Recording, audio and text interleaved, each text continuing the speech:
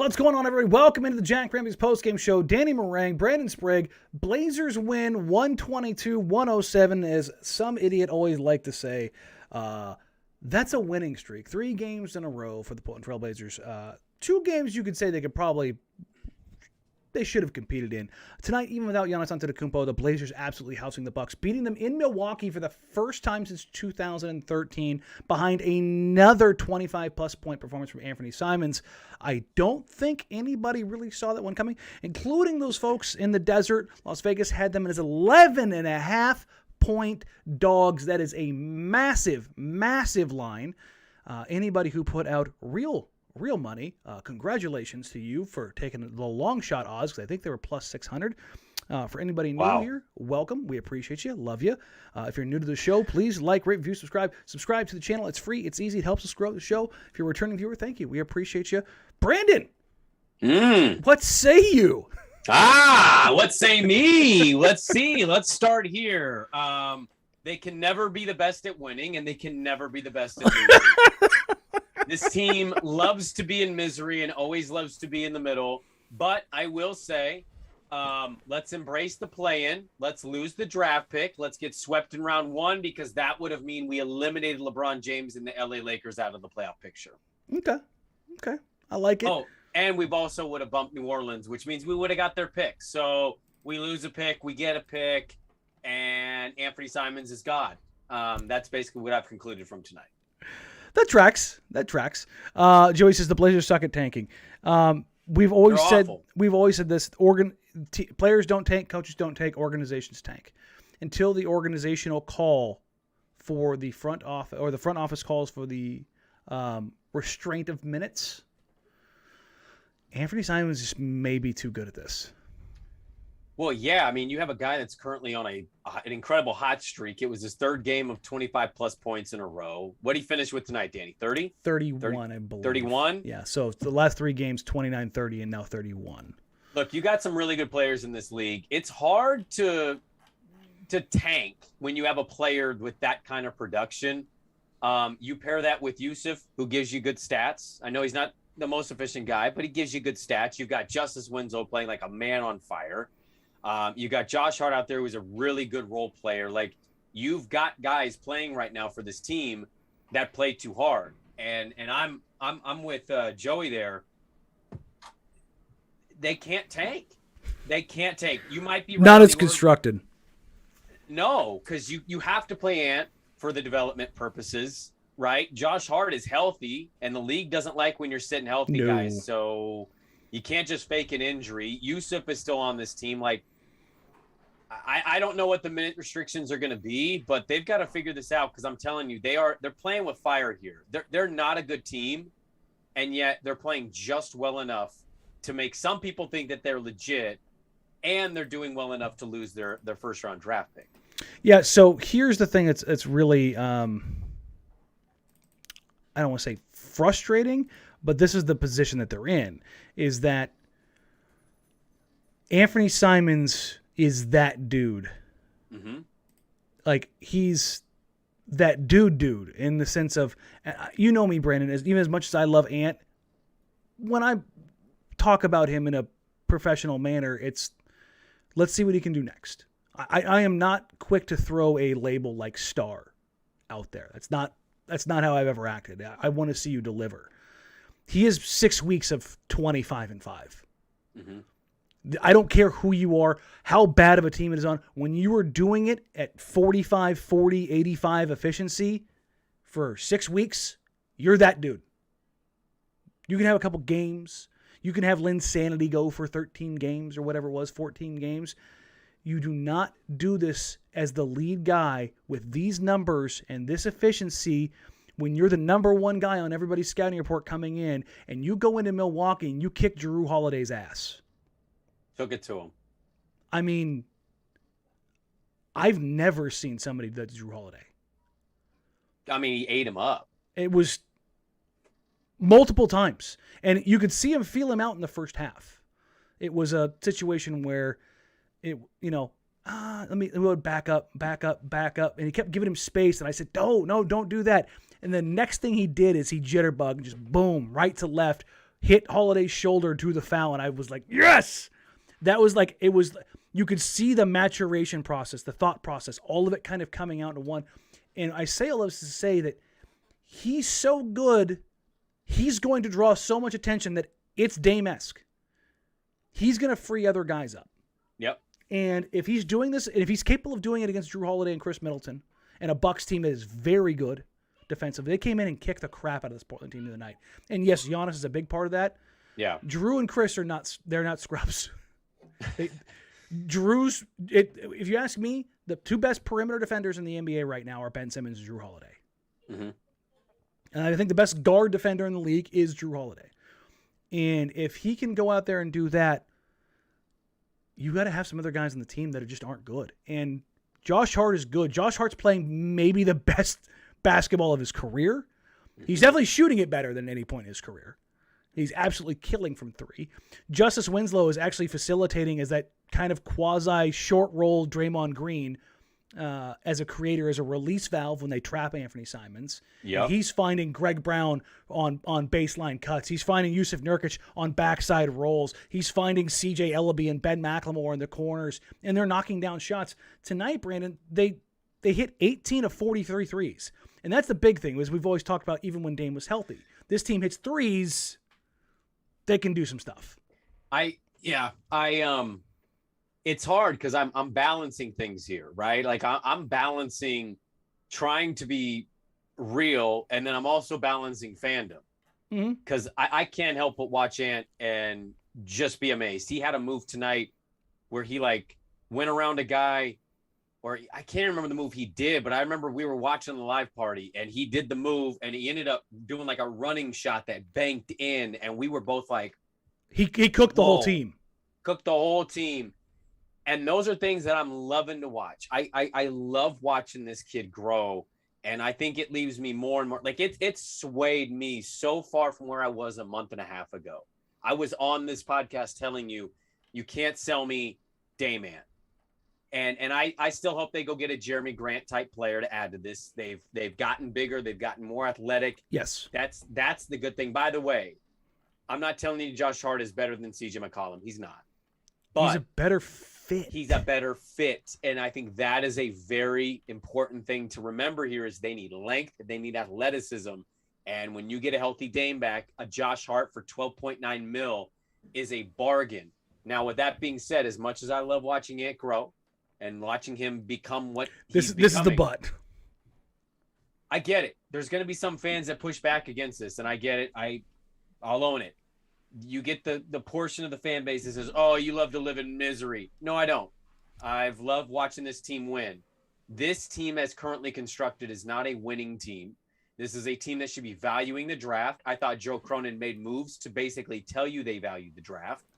The problem is they are blowing this. Now, they are not out of the water yet to get a great pick. They're only 6 games back of like the third worst record in the NBA. Let's pull up the active Tankathon stats right now.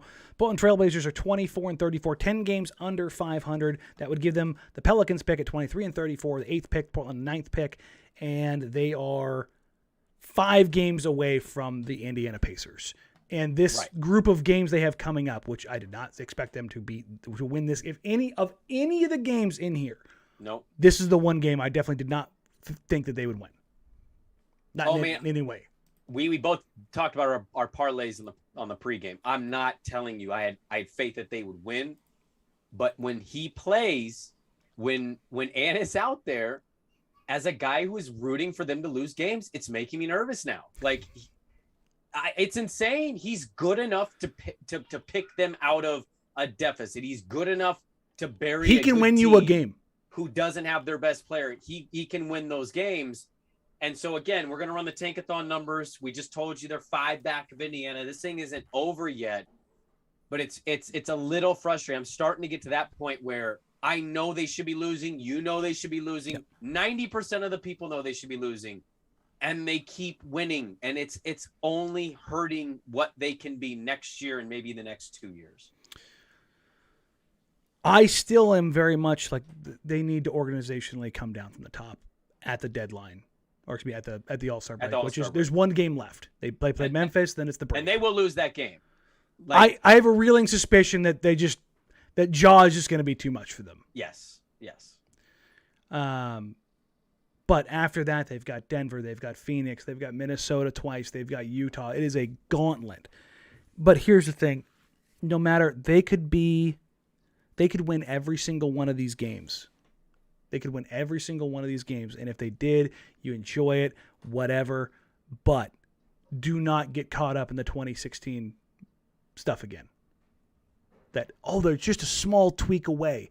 Because even if they did that, it's lightning in a bottle, and everybody knows I love Anfernee Simons. It does not last. It is, but you can enjoy it in that moment. And I'm not trying to say that downplay it, don't enjoy it, or to completely downplay it of like, oh God, you're just Danny Downer. What I'm saying is you've got to be both short term and long term when you're looking at this franchise, and it's one of those situations where, let's say they do rattle off some wins. And Jason Quick was just the smartest dude in the room. 11 in a row, baby. Hey, they got 3. They got 3. 8 more to go. 8 more. But this is an 82-win team. This is not a 16-win team. This is not a playoff team. They don't have the things that you need. They are still missing pieces. And that's okay. But that's what... If nothing else, what you're seeing right now, at least for me, Brandon, is you are seeing Joe Cronin's vision of what this team could be.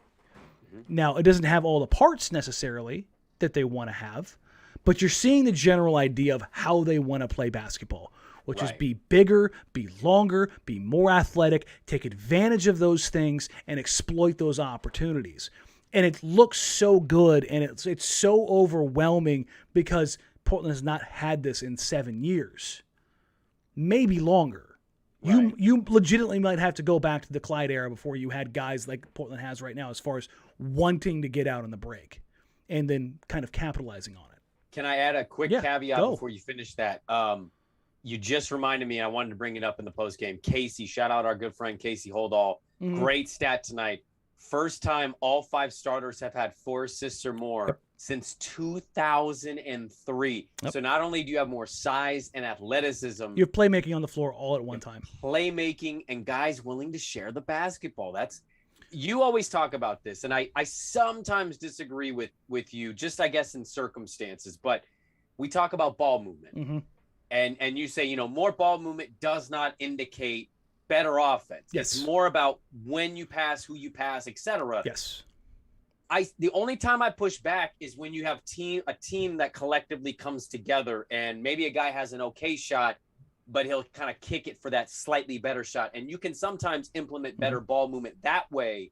And I thought that's what you saw a lot tonight. And it's kind of what you see with this group as of late. This is where this isn't my pushback. This is my addendum to it.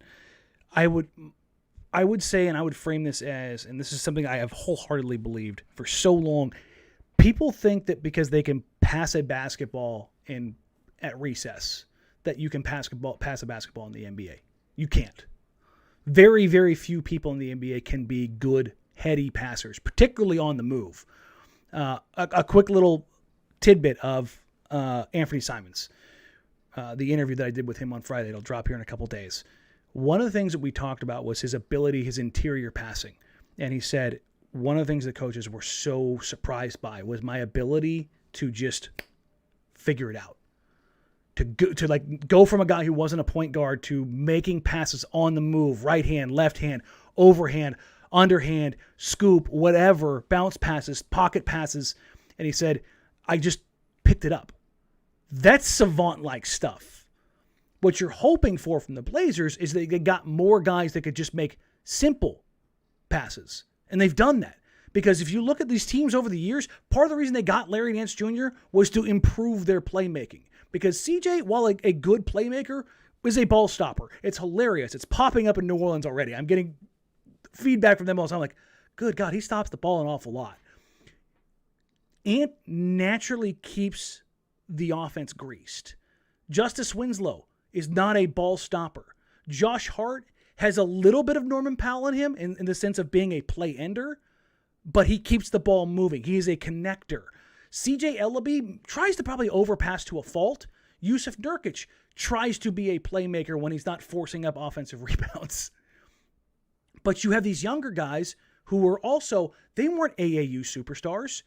I remember CJ Ellaby played on an AAU team. I want to say with a group of guys in Seattle. I can't remember who it was. I heard Lamar Hurd tell the story. So if you want to, I think it was on Richmond's podcast, I believe.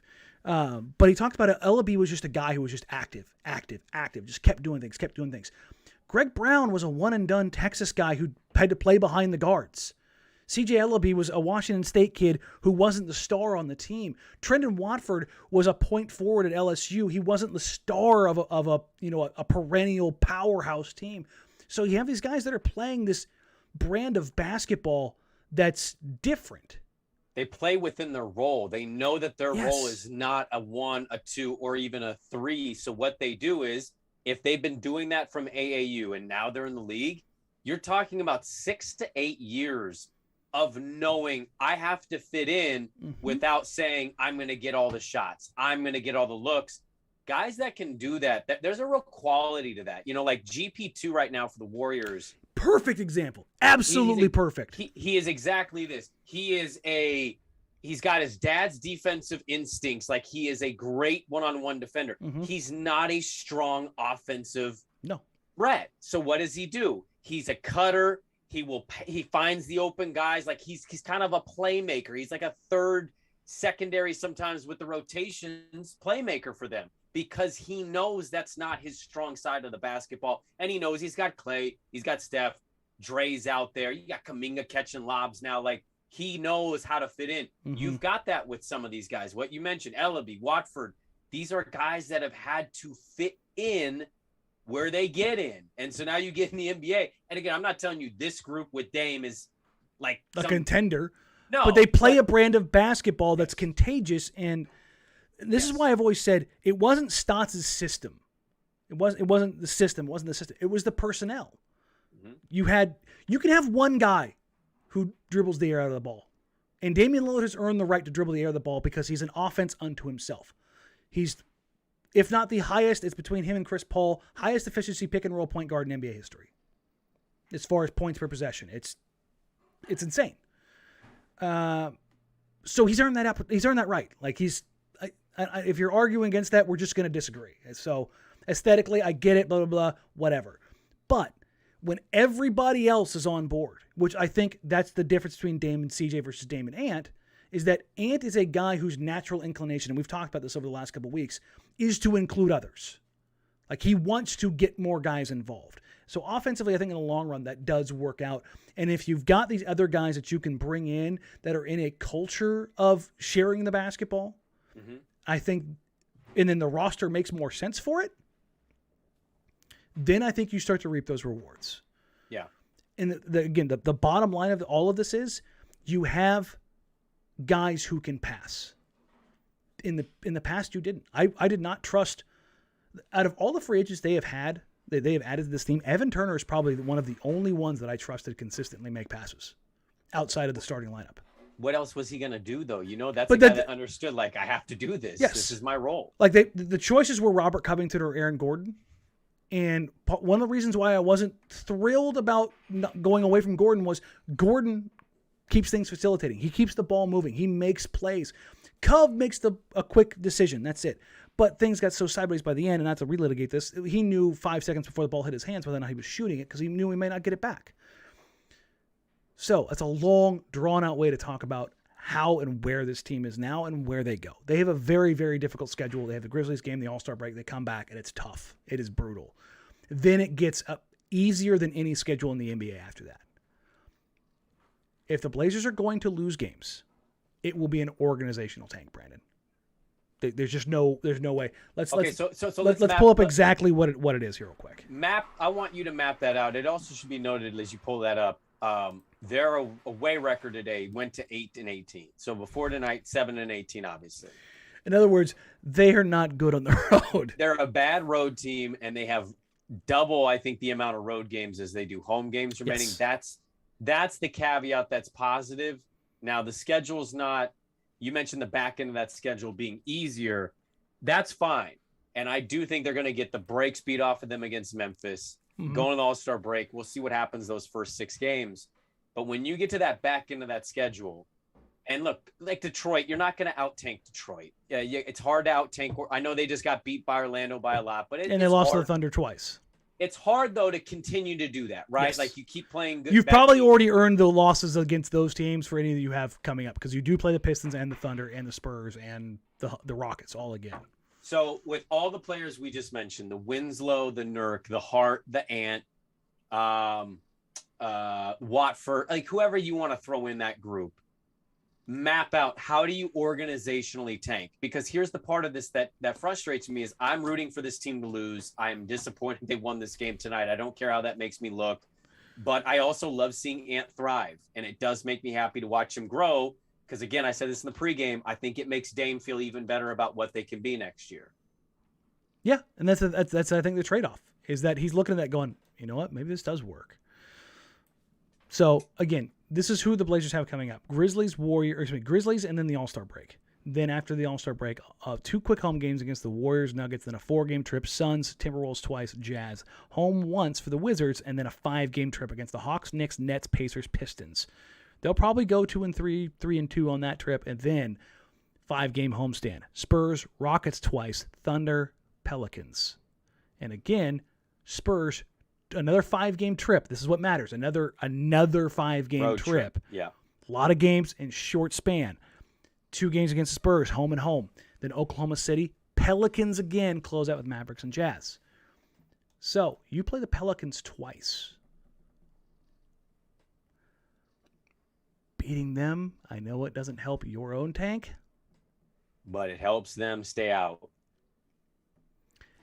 It's going to be interesting how they manage it, but laying out the organizational part of this is you have to pull Ant's minutes back, and as good as Hart has been, of all the players and how they're playing, Hart is the one I think is least likely to sustain this. He is shooting out of his mind right now. That's not normally what he does. Is he still going to be effective in transition? Yeah. Is he still going to push pace and get them easy opportunities? Sure. But he's not going to shoot the 3 ball like this. That he'll drop back down. The one I think they need to rest here is actually Yusuf Nurkic. Because outside of him, they just don't have size. And those second units are against even bad NBA teams, if they have size, which most teams do, will be enough to bother this franchise. Yeah. And I think if you do those 2 things, it's going to be interesting to see how much that all plays out. I've seen a lot of questions here real quick. I'm going to get your feedback on this one, Brandon. How much of this do you think, or are you willing, or do you want to credit to Chauncey Billups right now? So this has been a struggle for me personally all year. I've had a real hard time. Like I haven't really blamed Chauncey for what the season's been. We've talked about this ad nauseum. It's roster construction. You and I largely agree on coaching and what it means or doesn't mean in the NBA. You know, that being said, I think when you see a group kind of come together and play well, there's an element of the coach that probably deserves some credit for that, right? That he's keeping things in that locker room, on those team flights, that team bus. You know, he's encouraging guys, I think, in the right way. Scheme-wise, I don't know, because you've got Ant just going off. Like, some of this is just Anfernee Simons can't be stopped on the offensive end, and when you got a guy cooking, it tends to kind of lift the rest of the guys up. I'll give him some of the credit. I don't know how much it sells me about who he is as a coach in the next 4 years, his contract, but it's at least encouraging to maybe feel a little positive about him as a coach, because I've largely gone most of the year numb to him as a coach because of how bad this team has been. I'm pretty much with you. One of the things that Ant told me on Friday was that I said, basically kind of give me an idea of like what Chauncey has like done for you. Yeah. And basically the idea of being a floor general, how to look at the game and how to watch film differently. Okay. That has been the thing that he said, like he sees the game like I see the game, or I want to see the game. And I think that's probably the thing that I look at the most, in the sense of if he's the guy communicating to the guy to get him to get his basketball IQ up to where it processes faster and faster and faster, to where it's kind of funny talking to him as a kid, he ran into things he ran into things where, not that he didn't know, but the processing power wasn't there yet. Whereas now that's kind of coming together. And I think that's really interesting when you're starting to bring in a guy who understands the game as well as Chauncey did as a player, and imparting that on Ant. And if he's receptive to it and takes it, I think that's probably the most important thing you can do for this franchise at this point in time, outside of getting a high lottery pick. Sure. When Ant referenced that, was he talking specifically about his NBA career? Just it's different than what he had done in Portland? Yeah, no, 100%. One of the things that he called out was like how Chauncey has imparted like that kind of wisdom for him here, particularly in the last 6 weeks. So 100%, I give Chauncey credit for that. If Ant's telling us that, I'm going to believe players when they tell you about coaches, okay? That is the element I think that's appealing about a Chauncey Billups. Yep. Is the idea that expertise can play factors in that way. You know, how he is in in-game management and what you go from as a ATOs player. and framing and stuff like that. Like some of that shit is, whatever. But it's not a pushback, but like the one thing I would say is, and this is kind of both, it's a double-edged sword. It's good that he's got Chauncey here now to kind of guide him through this time, right? Mm-hmm. Dame's out. He has nobody getting in his way.